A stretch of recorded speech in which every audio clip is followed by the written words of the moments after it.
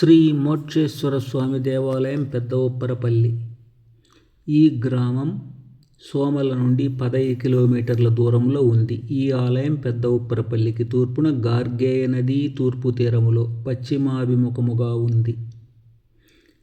అప్పటికి పెద్ద ఉప్పరపల్లి గ్రామం లేదు. పూర్వం ఉత్తరాభిముఖ ద్వారం ఉండేది. ఈ ఆలయం పూర్వం మహాబలి బాణరాజుల పాలనలో రాంపల్లి వద్ద గోగ్రహణ యుద్ధానంతరం క్రీశకం 960 సంవత్సరాల ప్రాంతములో దుర్గాల దొరలచే నిర్మించబడినట్లు తెలుస్తోంది. ఇక్కడ శివలింగాన్ని గార్గేయ మహర్షి వారు ప్రతిష్ఠించారని ప్రతీతి. యుద్ధాలలో మరణించిన దొరలకు, అగ్నిగుండమైన దొరసానులకు మోక్షం ప్రసాదించమని ఇక్కడ లింగాన్ని స్థాపించి ఆలయం నిర్మించారు దొరల వారసులు.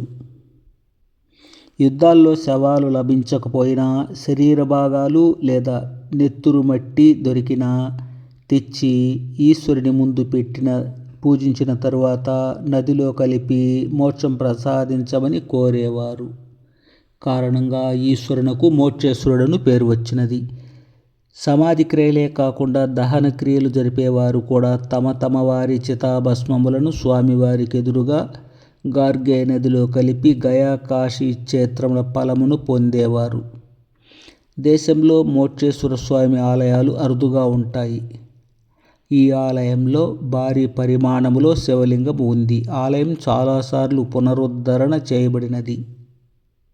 చాలాసార్లు నిధుల దొంగలు కూడా పడ్డారు. పొంగనూరు దొరల చేతికి వచ్చిన తరువాత ఒకసారి పునరుద్ధరించబడినది.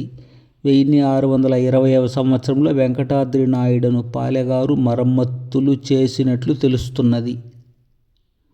దారా పాత్రపై 1805 సం అని పేరు తెలియకుండా ఉంది.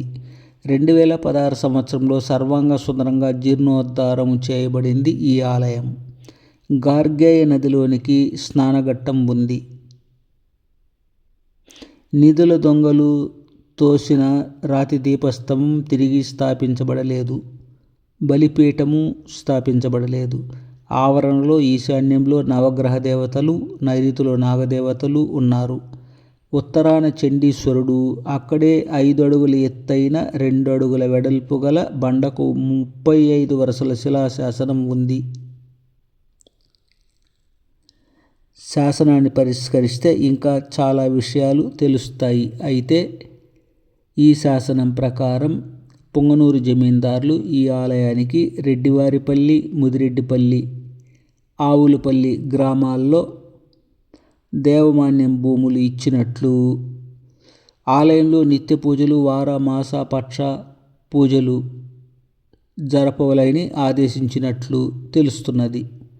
ఈ ఆలయంలో నిత్య పూజలు, వార పూజలు, మాస పూజలు, పక్ష పూజలు, పండుగ పర్వములందు పూజలు ఉంటాయి. మహాశివరాత్రికి పూజలు, శివకోటి అన్నదానములుంటాయి. పెద్ద ఉప్పరపల్లి అర్చకులు స్థానికం వారు పూజాభిషేకములు నిర్వహిస్తున్నారు.